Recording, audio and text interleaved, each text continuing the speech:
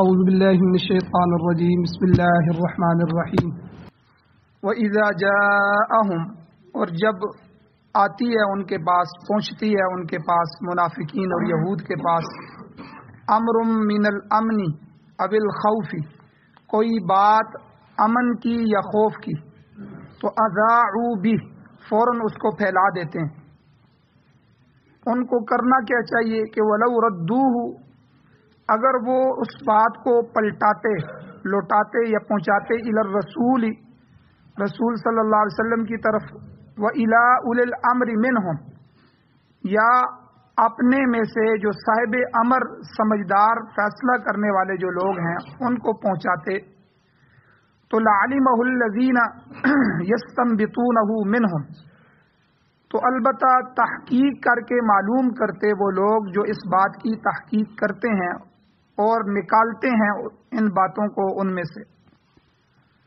وَلَوْلَا فَضْلُ اللَّهِ عَلَيْكُمْ، اور اگر اللہ تعالیٰ کا فضل تمہارے اوپر نہ ہوتا، وَرَحْمَتُهُ، اور اس کی رحمت نہ ہوتی، لَاتَّبَعْتُمُ الشَّيْطَانَ، تو البتہ تم شیطان کی پیروی کر رہے ہوتے، إِلَّا قَلِيلًا، سوائے تھوڑے لوگوں کے۔ فقاتل فی سبیل اللہ، اے میرے محبوب، اے میرے پیغمبر، آپ اللہ کی راہ میں لڑیں، جہاد کریں۔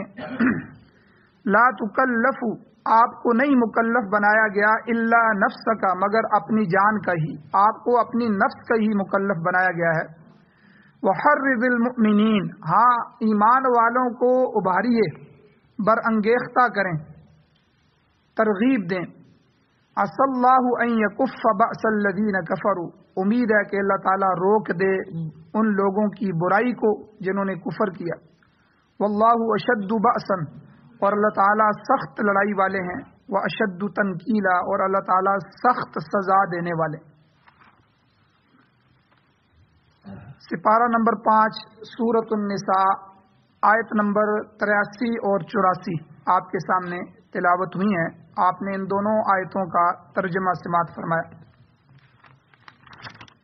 ان دو آیتوں کے 2 درس جو ہیں پہلے گزر چکے ہیں، آج تیسرا درس ہے۔ پچھلے 2 درسوں کا خلاصہ یہ ہے کہ اللہ تعالیٰ نے منع فرما دیا کہ اگر تمہارے سامنے کوئی بندہ آ کے بات کرے اور کوئی بات تمہارے تک پہنچے تو بغیر تصدیق کے اور بغیر تحقیق کے اس بات کی تشہیر نہ کرو، اس کو آگے نہ پھیلاؤ، چونکہ جو جنگ کی خبریں، جہاد کی خبریں مسلمانوں کی طرف سے مدینہ تک پہنچتی تھیں تو منافق اور یہود اس انتظار میں رہتے تھے، حضور کا بھی واپس آنے کا یا لشکر کے واپس آنے کا بھی انتظار بھی نہیں کرتے تھے۔ جو بات پہنچانے والا بات پہنچاتا اسی کو بڑھا چڑھا کے آگے پھیلا دیتے تھے۔ تو جنگی حکمت عملی، جنگی نقطہ نظر سے یہ چیزیں اسلام کو، دین کو نقصان پہنچانے والی، ملک کو، وطن کو نقصان پہنچانے والی، اس لیے اللہ تعالیٰ نے منع فرما دیا جب بھی کوئی خبر تمہارے پاس آئے تو سب سے پہلے اس کی تحقیق کرو۔ اور دوسری بات اللہ تعالیٰ نے فرمایا کہ وَلَوْ رَدُّوهُ إِلَى الرَّسُولِ وَإِلَىٰ أُولِي الْأَمْرِ مِنْهُمْ، اگر یہ بات رسول اللہ صلی اللہ علیہ وسلم تک لے آتے کہ حضور ہمیں تو یہ بات بتانے والے نے بتائی ہے، یہ بات ہمیں پتہ چلی، یا اگر رسول موجود نہ ہوں تو أُولِي الْأَمْرِ مِنْهُمْ، ان میں سے جو جرگوئی آدمی ہیں، سمجھدار آدمی ہیں، جو خاندان کے یا علاقے کے تحقیقی آدمی ہیں، ان کے پاس جو ہے وہ اپنی خبر لے کے آتے تو وہ لوگ کیا کرتے، لَعَلِمَهُ الَّذِينَ يَسْتَنبِطُونَهُ مِنْهُمْ، تو تحقیق کرتے، تجسس کرتے، اس کی حقیقت کی تہ تک پہنچتے کہ یہ بات درست ہے کہ نہیں ہے، تو باقاعدہ تحقیق اور تصدیق کے بعد وہ پھر یہ فیصلہ کرتے کہ یہ بات تشہیر کے قابل بھی ہے کہ نہیں۔ اگر بات درست بھی ہے، ٹھیک بھی ہے، تو اس کی تشہیر کرنے سے مسلمانوں کا، امت کا نقصان ہوگا یا فائدہ ہوگا۔ پھر یہ ساری باتیں دیکھنے کے بعد ضرورت سمجھتے تو اس کی تشہیر کرتے، ورنہ اس بات کو وہیں دبا دیتے۔ تو یہ بہت ساری چیزیں ایسی ہیں۔ اور کل میں نے آپ کے سامنے ایک واقعہ حدیث کا بیان فرمایا تھا کہ نبی علیہ الصلوۃ والسلام نے اپنے ایک عامل کو ایک محصل کو زکوٰۃ لینے کے لیے کسی قوم کی طرف بھیجا تو ان کی پہلے سے آپس میں دشمنی تھی. اب وہ آدمی جب اس قوم سے زکوٰۃ لینے کے لیے گیا تو قوم نے اس کے استقبال کرنے کے لیے باہر نکلی کہ رسول اللہ صلی اللہ علیہ وسلم کا نمائندہ آ رہا ہے. تو یہ سمجھا کہ شاید یہ دشمنی کے لیے مجھے مارنے کے لیے نکلے ہیں، اور وہیں سے بھاگ کے پیچھے آ گئے. اور آ کر انہوں نے لوگوں کو مدینہ میں یہ خبر دی کہ بھائی ان لوگوں نے تو ارتداد اختیار کر لیا، وہ تو مرتد ہو گئے ہیں، دین سے پھر گئے ہیں. اور دوسرا انہوں نے زکوٰۃ سے بھی انکار کر دیا. اور تیسرا وہ رسول اللہ کے نمائندے کو مارنے کے لیے نکلے. تو یہ بہت بڑے جرم تھے، اور اگر اس بات کی تحقیق نہ کی جاتی تو حضور لشکر بھیجتے اور اس لشکر کی وجہ سے وہ پوری بستی تباہ ہو جاتی اور مسلمانوں کے ہاتھوں یہ مسلمانوں کے خون ہو جاتے. تو اب نبی اسلام نے فوراً تحقیق کے لیے بندہ بھیجا. جب وہ وہاں پہنچا تو اس نے بتایا کہ ہمیں تو پتہ ہی نہیں تھا کون بندہ آ رہا ہے، ہم تو نمائندہ رسول کے استقبال کے لیے باہر نکلے تھے کہ رسول اللہ صلی اللہ علیہ وسلم نے زکوٰۃ لینے کے لیے بندہ بھیجا ہے. چونکہ اس وقت بھیڑ بکریاں زیادہ ہوتی تھیں تو وہ لوگ جو بھیجے جاتے تھے وہ جا کر لوگوں کے گھروں میں بھیڑ بکریاں ان کے ریوڑ چیک کرتے تھے، ان میں سے پھر جو زکوٰۃ لینی ہوتی تھی وہ لیتے تھے، پھر وصول کر کے مدینہ میں بیت المال تک پہنچاتے تھے. تو اس کو عامل کہتے ہیں، محصل کہتے ہیں، جو حضور کی طرف سے زکوٰۃ کا حصول کرنے والے، اس کو وصول کرنے والے. تو لوگوں نے کہا جی یہ تو سراسر ہم پر بہتان ہے، ہم تو یہ سمجھ رہے تھے کہ حضور کا نمائندہ آ رہا ہے. تو بستی والے کچھ ذمہ دار قسم کے لوگ اور نوجوان باہر نکلے تھے کہ ہم ان کا استقبال کریں. تو دیکھیں تحقیق ہوئی تو پھر اللہ تعالیٰ نے سورہ حجرات میں پوری آیات اتاری. یا ایھا الذین آمنوا، اے ایمان والو، ان جاءکم فاسق، اگر تمہارے پاس کوئی ایسا آدمی بنبأ، خبر لے کے آئے تو فتبینوا، اس کی پوری تحقیق کر لو، اس کی چھانٹ کاٹ کر لو. اور ہماری حالت کیا ہوتی ہے، ہم مجلس میں بیٹھے ہوتے ہیں، کوئی بندہ آتا ہے وہ آ کے کہتا ہے فلاں نے تجھے گالی دی ہے. ہم یہاں سے ہی پہلے تو گالیاں شروع کر دیتے ہیں اس کو، پھر دل میں بغض رکھنا شروع کر دیتے ہیں، پھر جہاں ملتا ہے ہم اس کو بے عزت کرتے ہیں، اور اس کو پتہ ہی نہیں ہوتا کہ میں نے اس بندے کو گالی دی ہے کہ نہیں دی. تو یعنی معاشرے میں ہماری حالت یہ ہے. تو اس لیے یہاں ان آیات میں مسلمانوں کی تربیت کی جا رہی ہے کہ ہر بات پہنچانے والے کی بات اس کو جو ہے پوری طرح تحقیق سے گزارو، پوری تحقیق کرنے کے بعد دیکھو کہ اس میں جو ہے آگے تشہیر کرنی ہے کہ نہیں کرنی. خیر، اور پھر اسلام نے ہمیں یہ بھی حکم دیا کہ پردہ پوشی کرو، درگزر کرو، معاف کرو. اللہ معاف کرنے والوں کو خود معاف کرتے ہیں. اللہ رحم کرنے والوں کو، جو زمین پر رحم کرتے ہیں تو اللہ تعالیٰ آسمان والا اس پر رحم کرتا ہے. اس طرح کی احادیث موجود ہیں. تو درگزر، معافی، پردہ پوشی، چشم پوشی، اصلاح، تربیت، دعوت و تبلیغ، اللہ نے تو ہمیں یہ حکم دیا.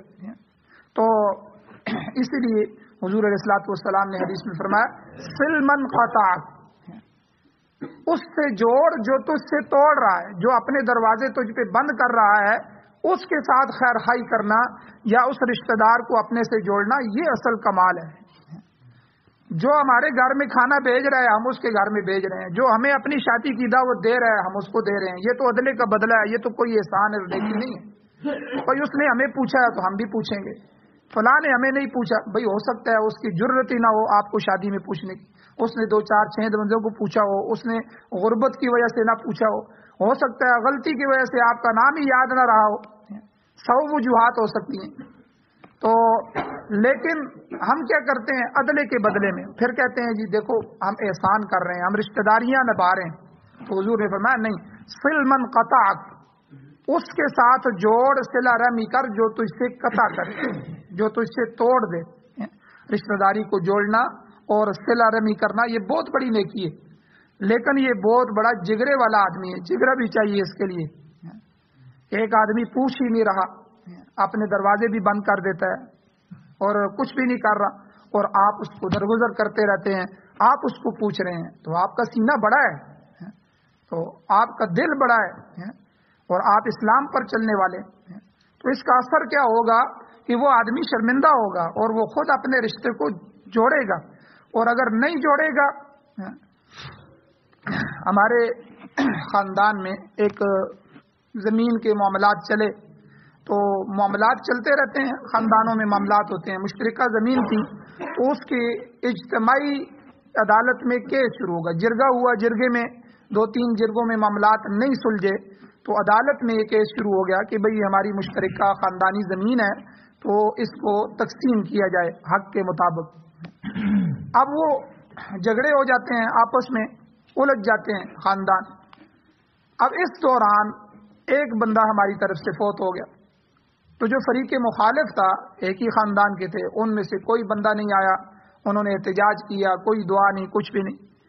اور اتفاق سے 6-7 مہینے کے بعد دوسری طرف سے کوئی بندہ فوت ہو گیا تو فوراً چونکہ علماء قراء تھے، ہم نے آپس میں فیصلہ کیا تو گاؤں میں اعلان ہونے سے پہلے ہم سارے ان کے گھر میں پہنچ گئے. بھائی غسل بھی ہم دیں گے تو جنازہ بھی ہم علماء ہیں، ہم خود پڑھائیں گے، قبر میں بھی ہم اتاریں گے. ٹھیک ہے، ہمارے چچا تھے، ہمارے بڑے تھے تو سارے بیٹھے تھے. 3 دن وہاں بیٹھے بھی رہے تعزیت کے لیے. ٹھیک ہے، دعا بھی کروائی، تعزیت بھی کی اور غسل بھی اپنے ہاتھوں سے سنت کے مطابق دیا. اور ہمارے ایک بزرگ تھے بڑے، ابھی بھی سال میں چل رہے ہیں اور بیرون برطانیہ میں مستورات کے ساتھ ان کا سال لگا تھا، پیدل حج بھی سال کیا تھا اور بڑے بزرگ تھے. تو ان کے ایک بیٹے بیت السلام میں تلا گنگ میں سینئر اساتذہ میں سے ہیں، فیملی سمیت وہاں رہتے ہیں. ایک دوسری جگہ امام ہیں اور قاری محمد سلیمان صاحب HMC والے، ان کی بھتیجی ان کے گھر میں ہوتی ہے. بڑا جو ہے ہمارے والدہ کے چچا ہیں تو وہ بھی تھے، تو ہمارے بزرگوں میں سے تھے. تو چونکہ بڑے ہی مخلص تھے، انہوں نے خود اپنے ہاتھوں سے ان کو غسل دیا تو ہم خود جو ہے کر رہے تھے. تو اس کا خاندان پر اتنا اثر ہوا، انہوں نے کہا کہ دیکھو ان کا نوجوان مارا گیا تھا، نوجوان آدمی فوت ہو گیا تو انہوں نے ان کو قبر کے لیے بھی یہاں مسائل کھڑے کر دیے اور جنازہ بھی نہیں پڑا اور یہ کیے، اور ان کے جو ہے بزرگ فوت ہوئے اور وہ سارے بچوں سمیت، بیویوں سمیت اور مستورات سمیت خود آ رہے ہیں اور خود غسل دے رہے ہیں. تو یہ بڑی مشکل بات ہوتی ہے، لیکن یہ آدمی جب ہمت کرتا ہے، رشتہ داری کو سمجھتا ہے، اپنے معاملات کو سمجھتا ہے، اللہ اور اس کے رسول کے حکم کو سمجھتا ہے تو اس کے لیے کوئی مشکل نہیں ہوتا. تو اس لیے یہاں بھی اللہ تعالیٰ نے ہمیں حکم دیا کہ کوئی بندہ بھی آپ کو توڑنے کے لیے یا کوئی معاملات کرنے کے لیے کسی کی کوئی بات اٹھا کے آپ تک لے کے آتا ہے تو آپ اس کی تحقیق کریں. ہو سکتا ہے اس نے یہ بات کہی نہ ہو، یا کہی ہو تو کس رخ سے کہی ہو، اس کا مطلب کیا بنتا ہو، کسی اور مطلب سے کہی ہو. 100 وجوہات ہو سکتی ہیں. بلکہ میں نے پچھلے درس میں، پرسوں کے درس میں یہ حدیث بھی بیان فرمائی تھی. حضور علیہ الصلوۃ والسلام نے ارشاد فرمایا کفا بالمرء کذبا ان يحدث بكل ما سمع. مسلم شریف کی صحیح حدیث ہے. حضور نے فرمایا کسی آدمی کے جھوٹا ہونے کے لیے اتنی بات ہی کافی ہے جو سنے آگے پہنچا دے. کسی اور سے سنا بغیر چھان بین کے، ان يحدث بكل ما سمع، جو سنتا ہے بغیر چھان بین کے، بغیر تحقیق کے آگے پہنچا رہا ہے. اس سے کتنی لڑائیاں پیدا ہوتی ہیں، کتنے لوگ آپس میں ٹوٹ جاتے ہیں اور کتنے خاندان ٹوٹنے کا خطرہ ہوتا ہے ایک بات سے. تو اس لیے جس طرح میں نے حدیث ابھی سنائی کہ ابھی وہ بستی والے باہر نکلے تھے استقبال کے لیے اور وہ اللہ کا بندہ یہ سمجھ رہا تھا کہ میری دشمنی ہے، مجھے مارنے کے لیے نکلے، اور آ کے انہوں نے اپنا ہی تجزیہ پیش کر دیا کہ وہ تو دین سے بھی پھر گئے، انہوں نے زکوٰۃ بھی دینے سے انکار کر دیا اور الٹا جو ہے وہ رسول اللہ کے نمائندے کو مارنے کے لیے نکلا.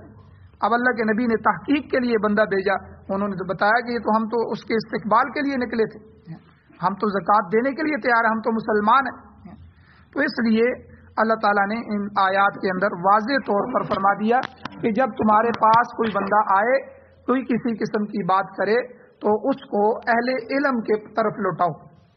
اپنے خاندان یا بڑوں میں سے کوئی سمجھدار آدمی ہے اس کی طرف بات کو لوٹاؤ تاکہ وہ تحقیق چھان بین کرے. وَلَوْ رُدُّوا إِلَى الرَّسُولِ وَإِلَى أُولِي الْأَمْرِ مِنْهُمْ، دونوں کی طرف، رسول کی طرف لوٹاؤ، اگر رسول موجود نہیں ہے تو اولي الامر جو لوگ ہیں ان کی طرف لوٹاؤ.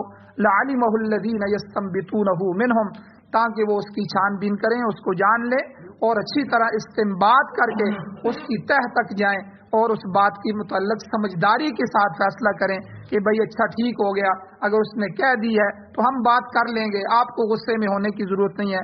والدین کا بڑا کردار ہوتا ہے، بعض دفعہ بیٹے جوان خون ہوتا ہے، اگر والد ان کو سمجھائے نہیں تو بات بہت دور تک چلی جاتی ہے۔ اچھا بھائی غصے کی بات نہیں ہے، میں اس سے مل لوں گا، اس سے بات کر لوں گا، اگر کہی ہے تو اس سے پوچھوں گا، اس کو سمجھا دوں گا، آپ اپنے کام میں لگے رہو۔ ورنہ کئی والدین کہتے ہیں اچھا اس نے بات کی ہے تو تم سوئے ہوئے تھے، تم کیا کر رہے تھے؟ پھر اولاد ہوتی ہے، جوان خون ہوتا ہے، پھر غصے میں معاملات جو ہے جھگڑے سے شروع ہوتے ہیں، کئی دفعہ قتل تک بھی چلے جاتے ہیں۔ پھر وہ مقدمے، عدالتیں اور وہ ذلتیں ہم نے بہن بھائیوں کے درمیان دیکھی ہیں، خاندانوں کے درمیان دیکھی ہیں۔ تو یہ معاملات جو ہیں سمجھداری کے ہوتے ہیں۔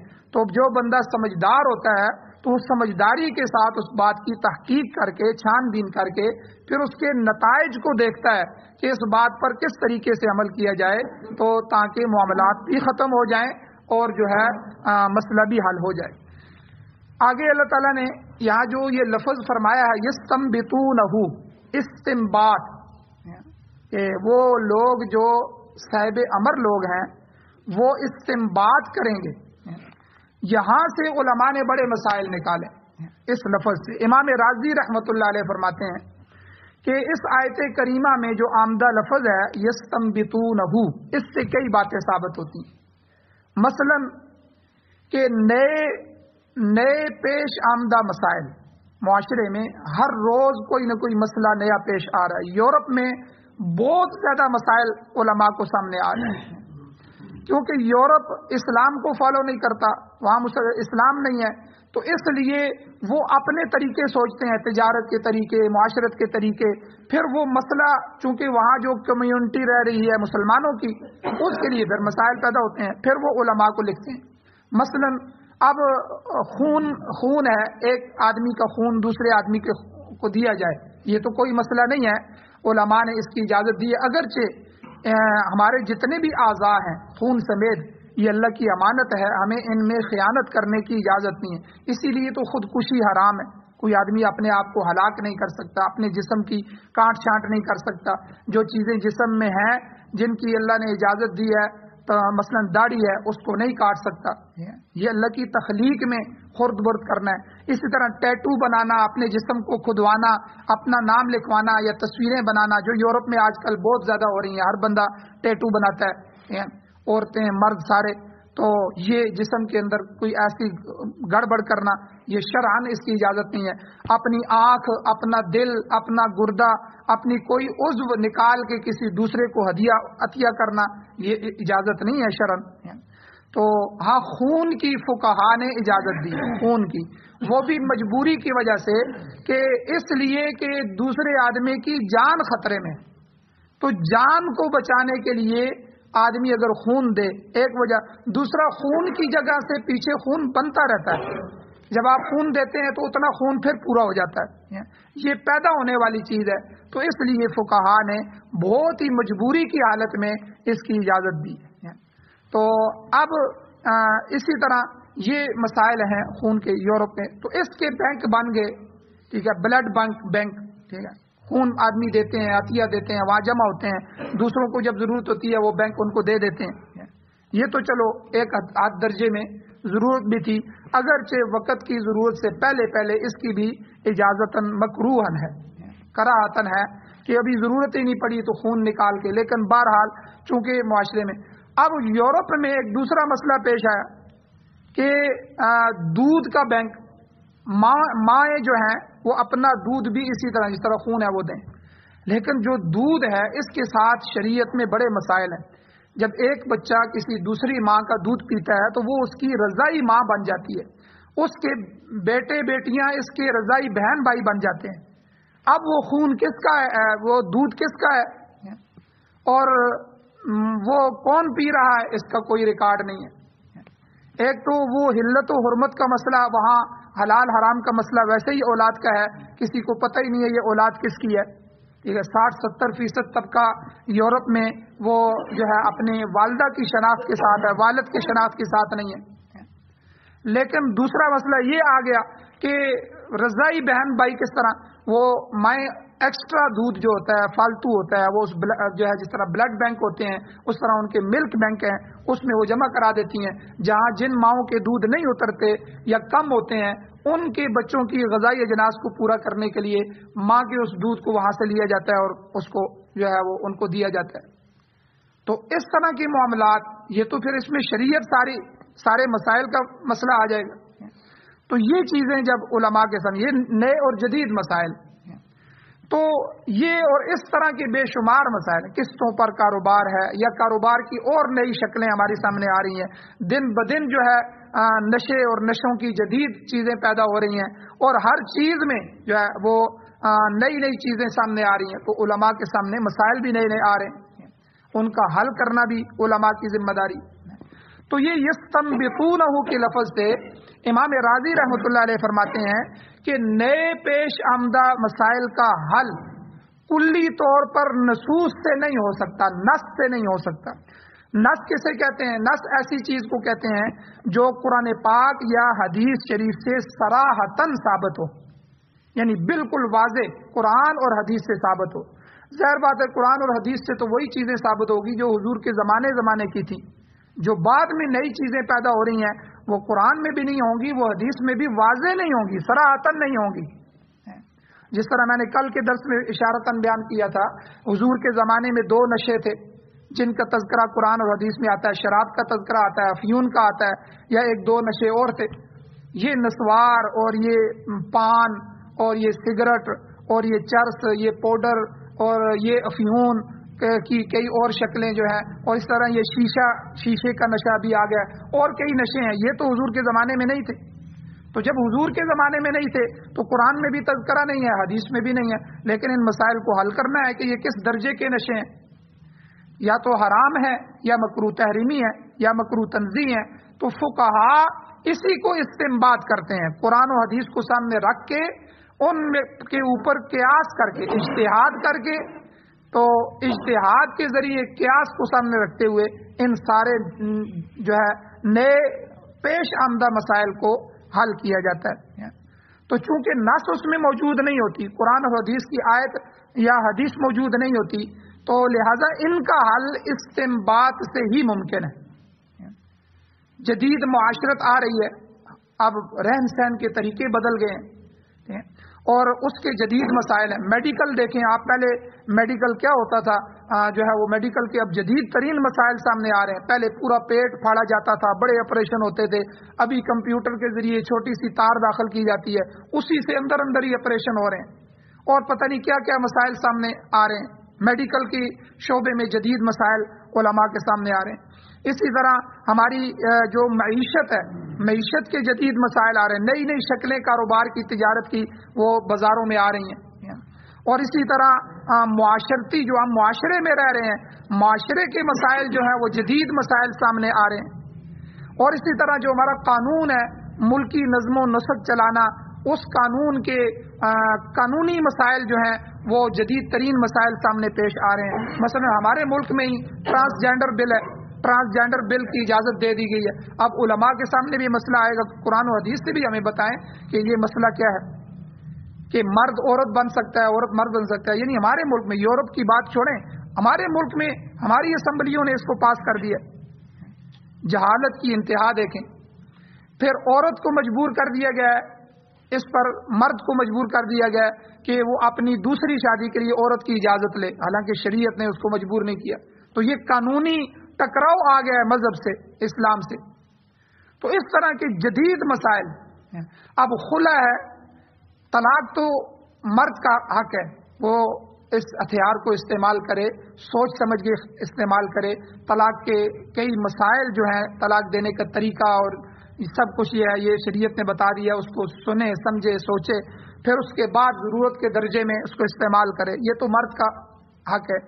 لیکن خلع عورت کو دیا گیا ہے کہ اگر مرد عورت پر ظلم کرتا ہے، اس کے حقوق بھی ادا نہیں کرتا، اس کو اچھے طریقے سے رکھتا بھی نہیں ہے، خرچہ بھی نہیں دیتا، دوسرے مسائل میں تنگ کیا، تو شریعت نے عورت کے لیے بھی ایک راستہ چھوڑا ہے، عدالت میں جو خلع کر لو کہ بھئی جو کچھ اس نے مجھے دیا ہے میں چھوڑتی ہوں، اس کے بدلے میں یہ میری جان چھوڑ دے، خلع۔ تو اس طرف اس کے لیے بھی اللہ نے راستہ چھوڑا ہے کہ تاکہ اس اللہ کی بندی کے لیے بھی ایک راستہ ہو.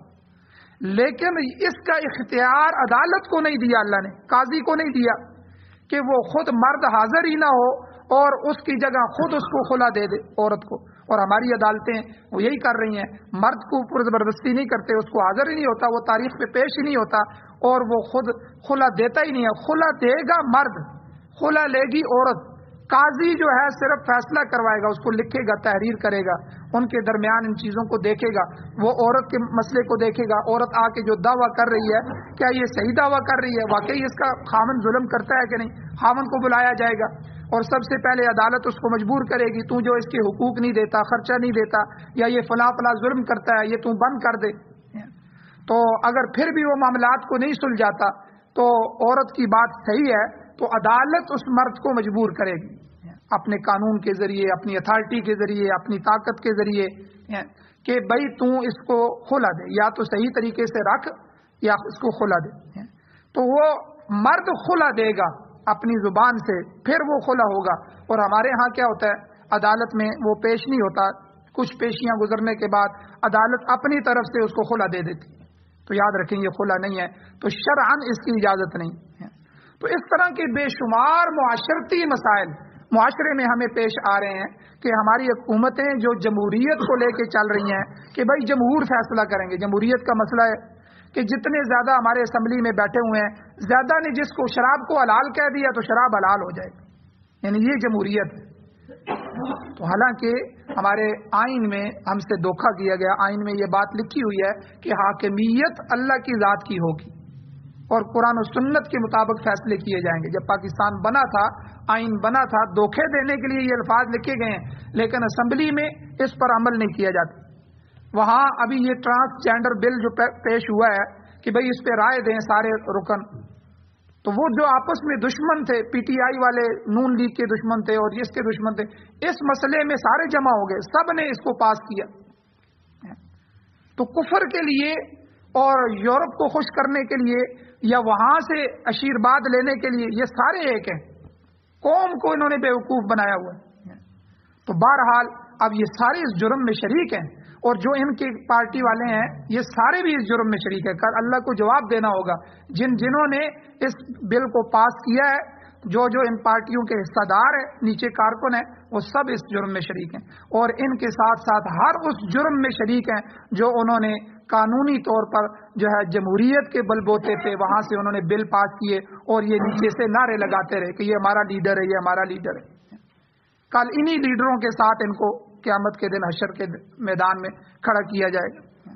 تو یہ تو بالکل انسانیت سے بدتر بات ہے کہ مرد عورت بن سکتا ہے, عورت مرد بن سکتا ہے, اور پھر مرد جب عورت بنے گا تو پھر وہ مرد سے شادی کر سکتا ہے. یعنی کیا ہو گیا, مرد سے شادی کر رہا ہے, صرف کیا ہے کہ قانونی سہارا دے دیا کہ اس کا نام تو عورت کا ہے, اس کا شناختی کارڈ عورت کا بنا ہوا ہے. اب وہ پیچھے ایک کیس بھی آ گیا پاکستان میں ابھی کچھ ہفتے پہلے کہ ایک مرد اس نے اپنی ٹرانس جینڈر جو ہے وہ تبدیل کروائی, جنس تبدیل کروا دی, شناختی کارڈ اور سارے کاغذ اس نے عورت کے بنا لیے, پھر جا کے پولیس کے اندر بھرتی ہو گیا. اب وہ عورتیں جو پولیس کی خواتین تھیں وہ شور ڈال رہی ہیں کہ یہ مرد ہمارے ساتھ آ گیا. انہوں نے کہا جی ہم کیا کریں, قانون نے کہا ہے کہ یہ عورت کے بن سکتے, یہ تو ہمارے قانون کی نظر میں تو یہ عورت ہے. آپ دیکھیں یہ پاکستان میں تماشے لگے ہوئے ہیں. اب یہ کیا ہوگا کہ مرد عورتوں کی مجلس میں جا سکے گا, اور جو ہے نا یہ جتنی بھی یہ بے حیائیاں ہیں, ان بے حیائیوں کو سپورٹ کرنے کے لیے انہوں نے یہ سارے مسائل لکھے ہیں. دیکھیں جی ہم تو مرد نہیں ہیں, ہم تو عورت ہیں, تو قانون ان پہ ہاتھ نہیں ڈال سکے گا. لیکن اللہ کی لاٹھی بے آواز ہوتی ہے, اللہ تعالیٰ سے کون بچائے گا. تو بہرحال یہاں سے استنباط کا مسئلہ بھی نکلتا ہے کہ یہ جتنے بھی جدید مسائل ہیں جو کہ نص سے, قرآن اور حدیث سے صراحتاً ثابت نہیں ہیں. اب جو لوگ دعویٰ کرتے ہیں نا ہم اہل حدیث ہیں یا ہم قرآن حدیث کو مانتے ہیں, یہ جدید مسائل پھر قرآن حدیث سے نکال کے بتائیں. جب مسئلہ پیش ہی نہیں آیا حضور کے زمانے میں کس طرح, تو اس میں فقہ کی ضرورت پڑے گی. یہی تو فقہ ہے کہ علماء ماہرین وہ استنباط کریں گے, فقہا اصول نکالیں گے قرآن و حدیث سے, پھر ان اصولوں سے سارے مسائل کو حل کیا جائے گا. اب دیکھیں نشے کے مسئلے کو حل کیا فقہا نے کس طرح. اب یہ جدید نشے ہیں، وہ پرانے نشے ہیں. اب انہوں نے علت نکالی کہ وہ حضور کے زمانے کا نشہ کیوں حرام قرار دیا گیا. اس میں علت تھی نشے کی، ایسا نشہ جو عقل کو معاف کر دے، جو طبیعت اور جسم کو ضرر دے، نقصان دے، اس کو شریعت نے حرام کر دیا. یہ وجہ نکالی، یہ اصول نکل آیا. اب اس اصول پر جتنے نشے آئیں گے وہ اسی طرح حرام ہوں گے. اب اس پہ پاؤڈر ہے، چرس ہے، بڑے نشے ہیں، وہ سارے اسی طرح حرام ہیں. اور سگریٹ، پان، چائے یا یہ جو نشے ہیں چھوٹے، ان کا نشہ اس درجے میں نہیں ہوتا، تو اس کو پھر حرام کے نیچے لا کر مکروہ تحریمی کے درجے میں یا تنزیہ کے درجے میں فقہا نے رکھ دی ہے کہ وہ جو نشے قطعی سے نشہ ثابت ہو رہا تھا وہ ان میں اس درجے کا نہیں ہوتا، اس لیے ان کا درجہ بھی کم درجے کا ہے. لیکن ہے یہ بہرحال ناجائز چیز، جائز چیزوں کی لسٹ میں پھر بھی نہیں آئے گی. تو دیکھیں یہ فقہا کا ہمارے اوپر احسان ہے کہ انہوں نے قرآن و حدیث سے اصول نکالے، اصول نکال کے قیامت تک کے لیے، کیونکہ یہ شریعت قیامت تک کے لیے، اگر یہ شریعت ان مسائل کو حل نہیں کرتی تو قرآن کا یہ دعویٰ تو سچا نہیں ہے کہ یہ تو قیامت تک آنے والے انسانیت کے لیے کتاب. تو یہ دعویٰ اسی وقت تک سچا ہے جب تک فقہا مجتہدین استنباط کر کے قرآن و حدیث سے اصول نکال کے پیش آمدہ مسائل تا قیامت تک جو ہے وہ سارے کے سارے مخلوق کے نکالیں گے اور ان کو حل کریں گے. ابھی اور جدید شکلیں آ رہی ہیں، ابھی روبوٹ بن رہے ہیں، وہ گھروں میں آئیں گے، روبوٹ کام کریں گے. ابھی پتہ نہیں کیا کیا شکلیں سامنے آ رہی ہیں، وہ جدید سے جدید تر مسائل سامنے آ رہے ہیں، ہر روز سامنے آ رہے ہیں. جدید سے جدید شکلیں تجارت کی، معیشت کی، معاشرت کی سامنے آ رہی ہیں. تو یہ ساری کی سارے علماء کے سامنے پیش ہوں گی اور علماء اس مسئلے میں اس کو جو ہے وہ حل کریں گے. اور میں نے اس دن بھی ذکر کیا تھا کہ ایک عالمی دنیا کا ایک پلیٹ فارم ہے، المجمع العلوم الاسلامیہ یا اس طرح کے نام سے ایک پلیٹ فارم ہے، جن میں 500 سے زائد پوری دنیا کے بڑے علماء جو ہے وہ اس کا حصہ ہیں. وہ سعودیہ میں ہے اور اس کے جو صدر ہیں الحمدللہ وہ مفتی تقی عثمانی صاحب ہیں. یعنی اتنا بڑا آدمی ان کا صدر ہے. تو جب کوئی مسئلہ پیش آتا ہے، سود کی کوئی شکل ہوتی ہے، کوئی مسئلہ، تو یہ 500 علماء اس پر 500 مقالے لکھتے ہیں، 500 پوری کتابیں لکھتے ہیں جدید جو ہے نا وہ دلائل کو سامنے رکھ کے. پھر یہ سارے مقالے وہاں اس میں پیش ہوتے ہیں، پھر ان سب کو سامنے رکھ کے آخری حتمی فیصلہ کیا جاتا ہے. تو یہ چیز بھی پوری دنیا میں چل رہی ہے. تو ہمیں تو پتہ ہی نہیں ہے، ہماری تو اس پر نظر ہی نہیں ہے. تو مفتی تقی عثمانی صاحب ان جو ہے شام کے علماء ہیں، مصر کے بڑے علماء ہیں جو علمی لحاظ سے انہی کے ہم پلہ ہیں، مفتی تقی صاحب کے. تو اس طرح کے پوری دنیا کے انہوں نے بڑے علماء جو علم کے دریا ہیں ان کو چن کے اس کا حصہ بنایا ہے اور وہ اس پر پورا مقالہ لکھتے ہیں، اپنے پورے دلائل لکھتے ہیں. تو ان میں اختلاف بھی ہو جاتا ہے، پھر ان سارے مقالوں کو پڑھ کے اس کو اوپر جو ان کی کمیٹی ہے وہ آخری فیصلہ کرتی ہے. تو یہ تو استنباط ہے، یہ تو اجتہاد ہے، یہ تو علماء اور فقہا کا قیامت تک چلتا رہے گا. اور علماء اور فقہا انہی اصولوں پر چل کے قیامت تک ان مسائل کو حل کرتے رہیں گے. اللہ تعالیٰ سے دعا ہے اللہ تعالیٰ ہمیں عمل کی توفیق عطا فرمائے. اسی بارے میں اسی موضوع کو آگے چلاتے ہوئے انشاءاللہ کل کچھ اور باتیں بھی ہیں وہ بھی کریں گے. اللہ تعالیٰ سے دعا ہے اللہ عمل کی توفیق عطا فرمائے. آمین. الحمدللہ رب العالمین والعاقبۃ للمتقین والصلاۃ والسلام علی رسولہ النبی الامی الکریم. یا اللہ ہماری کمیوں کو تائیوں کو معاف فرمائیے، درگزر فرمائیے، صغیرہ کبیرہ گناہوں کو معاف فرمائیے. یا اللہ قرآن و سنت کو پڑھنے، پڑھانے، سننے، سنانے، سمجھنے، سمجھانے اور اس پر عمل کرنے کی توفیق عطا فرمائیے. یا اللہ قرآن و سنت سے وابستہ فرمائیے. یا اللہ آزادی رائے سے محفوظ فرمائیے.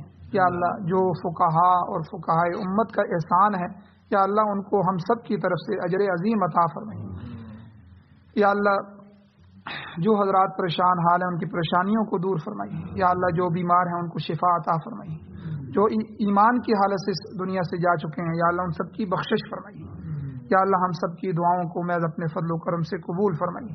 یا اللہ دین کے جتنے بھی شعبے ہیں ان تمام شعبہ جات میں یا اللہ جو حضرات جہاں جہاں پوری دنیا میں کام کر رہے ہیں یا اللہ ان کی اس نقل و حرکت کو قبول فرمائیے. عالمی اثرات پیدا فرمائیے. یا اللہ پوری دنیا کی ہدایت کے فیصلے فرمائیے. صلی اللہ تعالی علی خیر خلقہ محمد و آلہ و صحبہ اجمعین برحمتک یا ارحم الراحمین.